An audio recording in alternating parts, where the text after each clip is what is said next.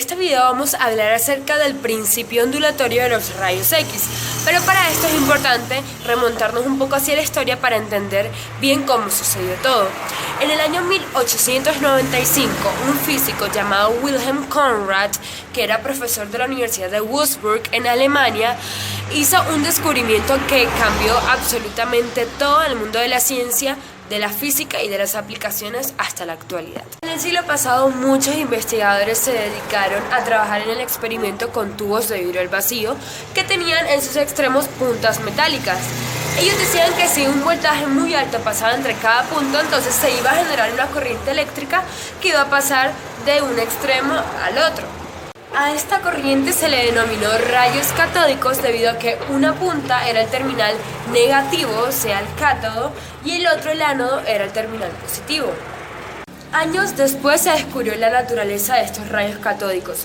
Son partículas eléctricamente cargadas llamados electrones que se desprenden del cátodo y entran al ánodo. Trabajando con los tubos de rayos catódicos, Conrad se dio cuenta que del ánodo salían emanaciones. El ánodo es la terminal a la que llegan los rayos catódicos.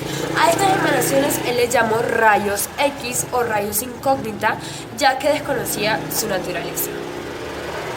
¿Y él cómo descubrió esto? Entonces todo se dio porque en medio del experimento, el tubo al vacío, él decidió forrarlo de papel negro de manera que no entrara ni saliera luz de allí. Y a su vez decidió pasar a través de él rayos catódicos.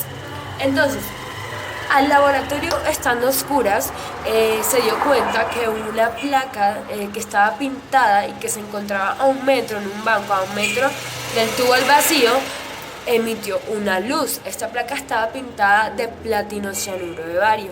Él al principio creyó que era coincidencia y que los rayos de alguna forma estaban incidiendo en esta placa, pero luego cuando volvió a repetir el experimento y ubicó la placa en un lugar donde se asegurara que no podrían incidir los rayos, se dio cuenta que no era así y que esta placa emitía una luz verdosa porque las emanaciones llegaban a la placa y eso era lo que hacía que se emitiera esta luz. En resumen, lo que sucede en el experimento que realizó Conrad es que los rayos catódicos cuando llegan al ánodo impactan en este y esto emite los rayos X que llegan a su vez a la placa que está pintada de platino cianuro de bario y esto hace que se emita la luz verdosa. Las propiedades de las cuales se tiene conocimiento acerca de los rayos X son, primero que todo, que son imperceptibles a la vista humana.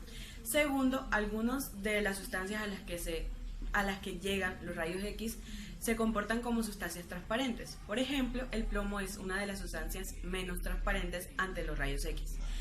Cuando se hace llegar o incidir los rayos X a algunas otras sustancias como por ejemplo calcio, vidrio, uranio o cuarzo, estas emiten luz visible. Esta luz visible es distinta en todos los compuestos, en cada uno de los compuestos. Las emulsiones fotográficas son súper sensibles a los rayos X y estos mismos se transportan o viajan en línea recta.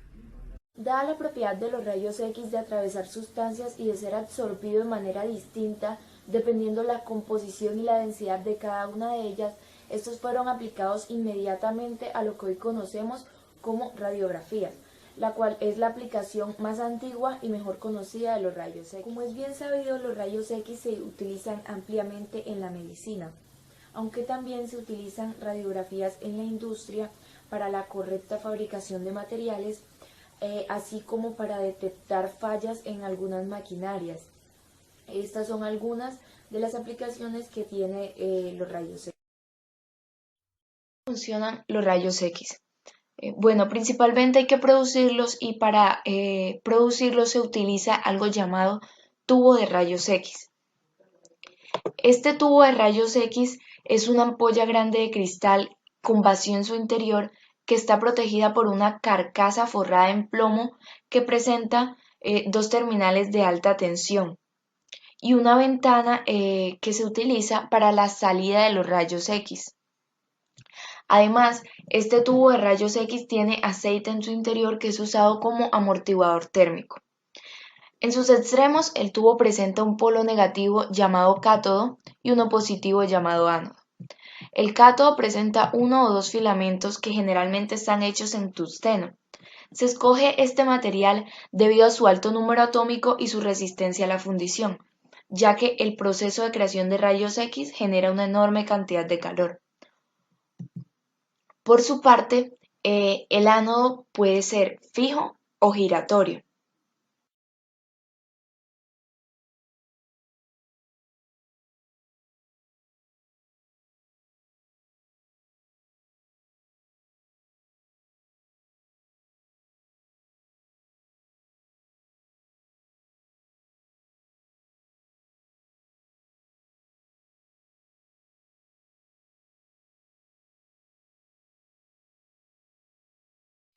Además, tiene un motor de inducción que hace girar el ánodo.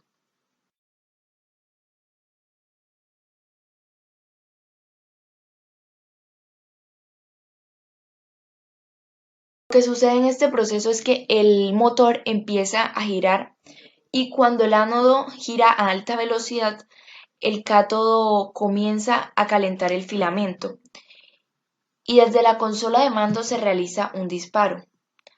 Así, los electrones chocan con el tungsteno y el resultado de este choque es la generación de rayos X.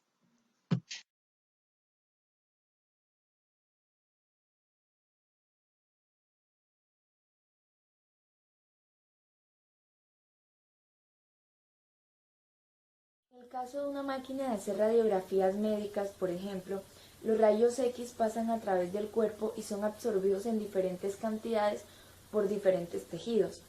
Esto depende de la densidad radiológica que posea cada tejido por el cual pasa el rayo X. La densidad radiológica se determina tanto por la densidad como por el número atómico de los materiales utilizados para las imágenes. Por ejemplo, las estructuras como los huesos poseen calcio, el cual tiene un número atómico mayor a la mayoría de los tejidos. Debido a esta propiedad, los huesos absorben más rápidamente los rayos X y por lo tanto van a generar un contraste con el detector de rayos X. Es por esto que las estructuras óseas aparecen mucho más claras en una radiografía con respecto al fondo negro. Por el contrario, los rayos X viajan más fácilmente a través de tejidos menos densos radiológicamente, como lo son la grasa y los músculos. También puede viajar fácilmente a través de cavidades llenas de aire, como lo son los pulmones. Estas estructuras en una radiografía se ven en tonos grises. ¿A qué se debe esto? Supongamos que tenemos nuestro cuerpo en una pared y nos lanzan pintura. La pintura no atravesará nuestro cuerpo, quedará en blanco el fondo o la figura de nuestro cuerpo y por el contrario a nuestros alrededores se manchará de pintura. Algo parecido sucede con los rayos X. Los huesos absorben los rayos X y estos no logran impactar con toda su fuerza en la película. Por el contrario, en los tejidos más blandos, como los músculos, el rayo pasa más fácilmente y sí logra llegar con más intensidad a la película. Cristalografía. Bueno, la cristalografía es una técnica experimental que se encarga de estudiar y analizar los materiales. Esta técnica se basa en el fenómeno de la difracción de los rayos X por medio de sólidos con estructura o estado cristalino. Los rayos X se difractan debido a los electrones que rodean los átomos por ser estos de longitud de onda del mismo orden de la magnitud del radio atómico. El haz de rayos X emergente tras la interacción tiene como información la posición y el tipo de átomos que se encuentran en su recorrido. Los cristales, debido a su estructura periódica, dispersan los haces de rayos X en diferentes direcciones y los amplifican por medio de una interferencia constructiva que me genera un patrón de difracción.